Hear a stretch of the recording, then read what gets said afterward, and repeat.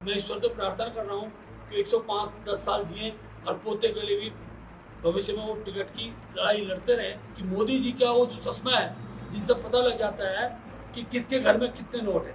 पहले खुद लड़े, फिर पत्नी को भी टिकट लड़ाया, पत्नी के बाद फिर बिटिया को विधायक बनाया, अब बेटे का भी नंबर आ गया।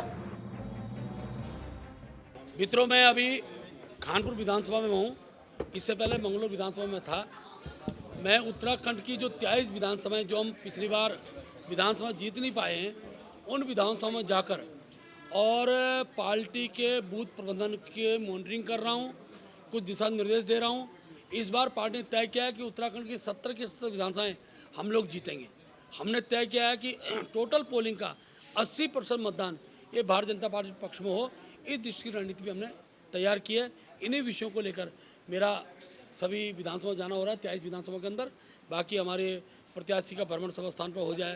आपने इतनी योजनाएं गिनवाई है सरकार की जो भारतीय जनता पार्टी बता रहे हैं, लेकिन लोकसभा की जब बात करें हरिद्वार जो सांसद जी निशंक जी रहे हैं, वो शिक्षा मंत्री रहे हैं केंद्र में, उच्च शिक्षा मंत्री। उत्तराखंड के अंदर हरिद्वार जिले में एक भी कॉलेज नहीं बना, एक भी यूनिवर्सिटी बनी, यूनिवर्सिटी का दर्जा दे दिया प्राइवेट कॉलेजों को।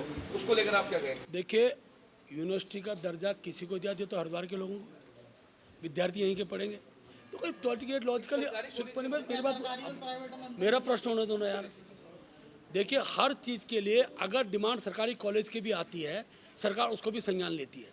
जहाँ तक निशंक जी कार्यकाल की बात है, निशंक से पहले हरिद्वार क्या था और निशंक जी के आने पर हरिद्वार क्या हुआ है, ये विषय होता है चर्चा का।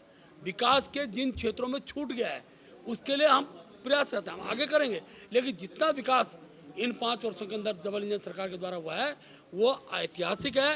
हरिद्वार की जनता दूर दराज के क्षेत्रों में जब मैं रोडें देखता हूँ, दूर दराज क्षेत्रों में अगर सर बिजली की व्यवस्था देखता हूँ, मुझे ध्यान है हरिद्वार के अंदर बिजली क्या स्थिति रहती थी, मुझे ध्यान है हरिद्वार की सड़कों की स्थिति क्या थी, मुझे ध्यान है हरिद्वार के अंदर किस प्रकार वातावरण रहता था। आज उनमें काफ़ी सुधार हुआ है। ये ठीक है कि लोकतंत्र में मांगें हर वर्ष बढ़ेंगी, हर मांग का समर्थन हर वर्ष में किया जाता है, इसलिए हर 5 साल बाद चुनाव होते हैं। आपने बताया कि डबल इंजन की सरकार लगातार कई तरह की योजनाएं चला रही है, तो बीजेपी को क्यों मशक्कत करनी पड़ रही है चुनाव में? अरे भाई, मशक्कत कहाँ कर रहे हैं? हम तो जनता के विजन मुद्दों को लेकर जा रहे हैं। पहली बार भारतीय जनता पार्टी के विकास के मुद्दे हैं, जिन मुद्दों को जनता समझती है, जनता ने विकास अपनी आंखों से देखा है। एक बार जब प्रचार का जो माध्यम होता है लोकसभा चुनाव के अंदर, वो विषय नीति तक पहुँचाना होता है। इस तरीके से हम कार्यकर्ताओं को मोबिलाइज करते हैं। सर, एक सवाल है मेरा, जो यूपी से उत्तराखंड रह रहे हैं आके, और क्या नाम उनका स्थायी नहीं है, मूल निवास नहीं है, क्या वो 10-11 साल हो गए समथिंग रह रहे हैं, क्या उसके बच्चे को शिक्षा का अधिकार है या नहीं है? सबको शिक्षा का अधिकार होता है। किसी देश में शिक्षा का अधिकार रोका नहीं जाता, किसी राज्य में रोका नहीं जाता है। जहाँ तक मूल निवास और स्थायी निवास का विषय संवैधानिक प्रक्रिया का अंग है, उसमें किसी प्रकार का बाउंडेशन कोई राज्य सरकार कर नहीं सकती है। ये एक प्रकार की वो हवा है जिस हवा का पालन कोई सरकार करने की स्थिति बनी है। ठीक है कि कुछ राज्य आंदोलनकारियों का विषय फला विषय, इन चीज़ों को ये उजागर करते हैं, उनका अपना अधिकार है, हर व्यक्ति को अपनी बात बोलने का अधिकार है। लेकिन राज्य संविधान के हिसाब से चलता है, संविधान के हिसाब से ही चलेगा। क्योंकि जो फार्म भरने के लिए जाते हैं, फार्म भरने के लिए जा रहे हैं, फिर भी उसमें मूल निवास स्थायी मांग रहे हैं, तो बन नहीं रहे ना सब। पढ़ाई बिल्कुल मूल भी बन रहा है, जो मूल की श्रेणी में आता है उसका मूल बनता है, जो स्थायी की श्रेणी में आता है उस स्थायी मिलता है। ऐसा कोई व्यक्ति शिक्षा का क्षेत्र में उसका जन्म उत्तराखंड में हुआ, उस नियम पद्धति के अनुसार जो उसकी आइडेंटिटी डेट है, उसके हर व्यक्ति को स्थायी मूल मिलता है। निशंक जी ने 2 गांव गोद लिए थे अपने संसदीय क्षेत्र में, और संसदीय कार्यकाल में पीएम मोदी जी के आह्वान करके जो एक सांसद होगा वो एक गांव को डेवलप करेगा, लेकिन आज तक भी दोनों गांव डेवलप नहीं हो पाए। इसके पीछे भैया, जब वो गांव लिया होगा तो उसकी क्या स्थिति हुई होगी। आज ये कहने को कुछ नहीं हुआ, मैं इस बात से सहमत नहीं हूँ। बहुत चीज़ें हुई हैं, कुछ रह गई होंगी।